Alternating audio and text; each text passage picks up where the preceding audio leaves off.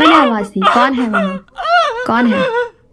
माँ दादी ने गांव वालों की सहायता से पिताजी का अंतिम संस्कार किया। उनकी अस्थियों को गांव की नदी में बहाया। माँ दादी बहुत उदास थी। दादी ने तो खेत भी नहीं देखा था। नरेश चाचा चाची ही आके घर में बार बार हमारा हाल चाल पूछ रहे थे, पर मैं तो इस कश्मकश में थी कि आखिर वो महिला गई कहाँ। हैरानी की बात है, मेरे पिता गुजर गए। रह रह के सता रही थी कि आखिर वो महिला कहाँ चली गई, और मुझे ये जानना ज़रूरी था। मुझे कहा गया था कि कभी भी उस कुएं के पास मत जाना, उसने तुम्हारे बाप की जान ली है। अब मैं किसी और को खोना नहीं चाहती। ये सारी बातें मेरी माँ ने मुझसे और चिंटू से कही थी, पर अब जो कुछ हुआ शायद मुझे बातें नहीं रोक सकती थी। मुझे जानना था कि आखिर मेरे पाप का हत्यारा कौन है, और आखिर वो औरत कौन थी जिसे गांव वालों ने नहीं देखा। एकदम से तो ये सब करना मेरे लिए थोड़ा मुश्किल ही था। ऐसे ही जाना इस माहौल में तो सबको सवाल जवाब करते कि कहाँ गई थी, तो मैंने थोड़ा धीरज रखा। शाम को चाची हमारे लिए खाना लाई थी। 4 साल के बच्चे को क्या समझ आएगा, बस वो कभी दादी की गोद में बैठता तो कभी माँ की गोदी में बैठता। 1 हफ्ता जैसे तैसे बीता। अब हमें ही घर का खर्च चलाना पड़ेगा। तभी एक डाकिया आया, एक चिट्ठी लाया था और एक मनी ऑर्डर। हमें नहीं पता था वो किसने भेजा है। एक डाकिया आया, एक चिट्ठी लाया था और एक मनी ऑर्डर। तो हमने वो देखा, दादी ने उसे लिया और डाकिया दे के चला गया। उसे फाड़ के देखा तो उसके अंदर काफ़ी सारे पैसे थे और एक चिट्ठी लिखी थी। ये चिट्ठी पिताजी ने लिखी थी माँ के लिए। प्रिय लता, मुझसे कुछ गलतियाँ हो गई है जिसकी शायद माफ़ी भी नहीं मांगी जा सकती। जो बातें मैं तुम्हें मुँह से नहीं बता सकता, मैं वो शब्दों में बयान करना चाहता हूँ। मेरे दफ्तर में नीलिमा नाम की एक लड़की काम करती है, बहुत खूबसूरत है। जब मैंने उसे पहली बार देखा था तो मैं उसे दिल ले बैठा था। तुम्हारा ख्याल था मेरे जहन में, उसके बावजूद भी मैं उसकी खूबसूरती से मोहित हो गया था। शादी का फरमान दिया और नीलिमा ने भी हाँ कर दी। मैं शायद बहक गया था उस वक्त में। मैंने नीलिमा से शादी कर ली थी।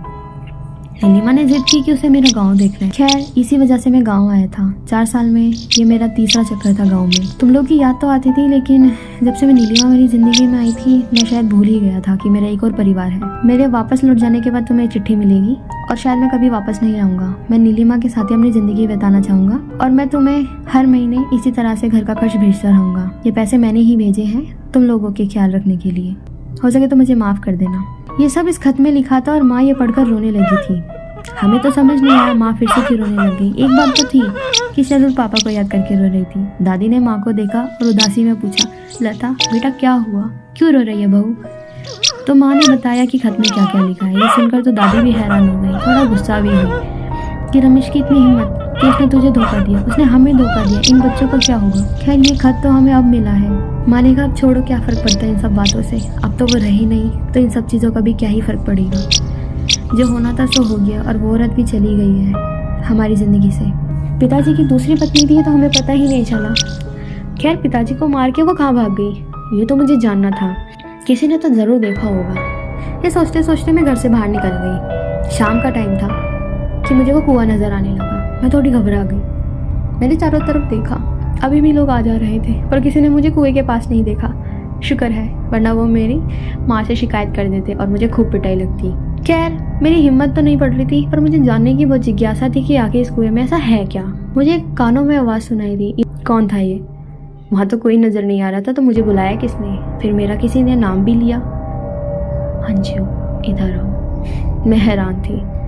सच बताऊँ तो मुझे डर नहीं लग रहा था, क्योंकि मैं उस आवाज़ का ही पीछा कर रही थी कि हो ना हो ये वही महिला है जो मुझे पुकार रही है। अब क्या कहना चाहती है वो? मैंने उस आवाज़ का पीछा किया। कुएं के पास से आवाज़ आ रही थी तो मैं कुएं के पास भी चली गई। कोई नहीं था मेरे आसपास जो मुझे रोकता। कुएं में मैंने झांक के देखा तो मेरे साथ साथ मुझे एक और छाया नज़र आ रही थी कुएं के पानी में। ये वही औरत थी जो पिताजी के साथ आई थी। मैंने अपने दाईं तरफ देखा तो मुझे वहाँ कोई नहीं दिखा, पर मैंने जब कुएं में झांका तो मुझे दोबारा वही आकृति दिखी। मैं घबरा के पीछे गिर गई और मैंने तुरंत वहाँ से दौड़ लगाई और मैं दौड़ते हुए सीधा घर आके ही रुकी। खैर ये सब मैंने घर में किसी को नहीं बताया, वरना माँ और दादी बहुत परेशान हो जाते और मुझे मार भी पड़ती। रात बीती, मैं घबराते हुए सो गई और फिर सुबह हुई। मैं इस बार दोपहर में कुएं के पास गई थी, पर वहाँ से कोई गुजर रहा था तो मैं थोड़ा इधर उधर हो गई थी खेतों की तरह। फिर मैं वापस आम के पेड़ के पास गई।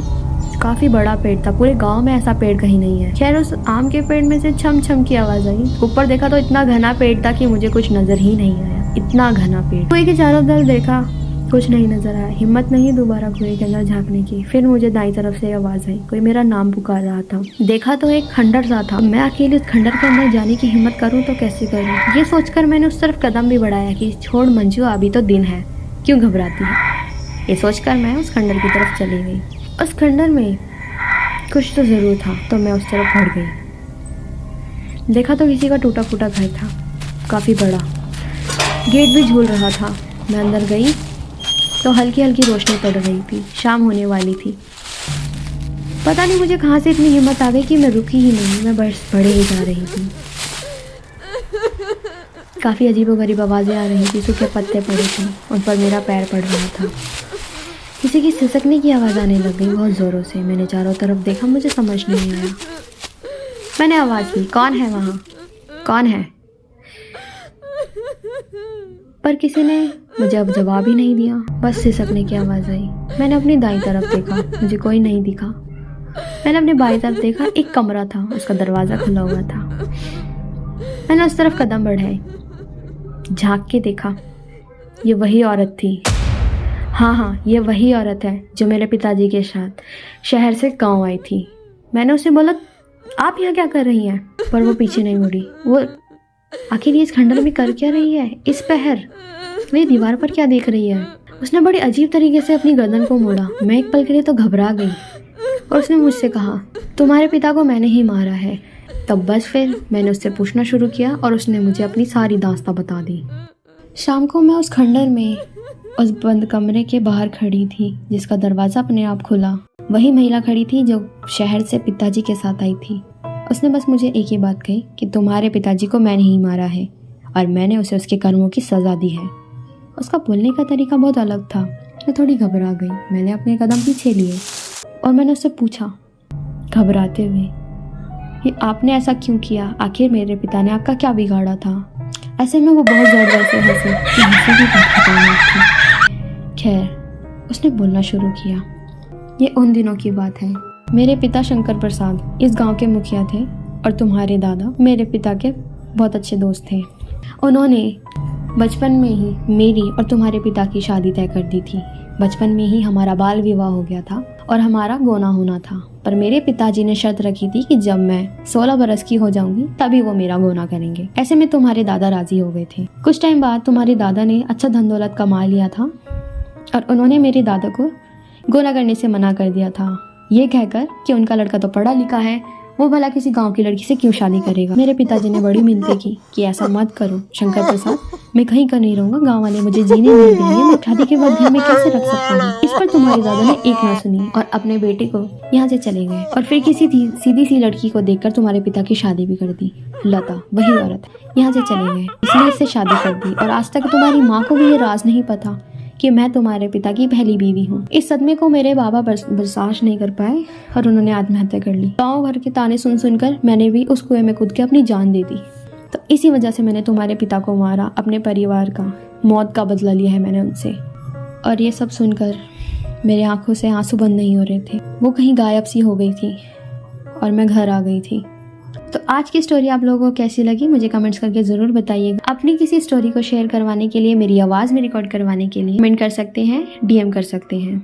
मिलते हैं नेक्स्ट वीडियो के साथ।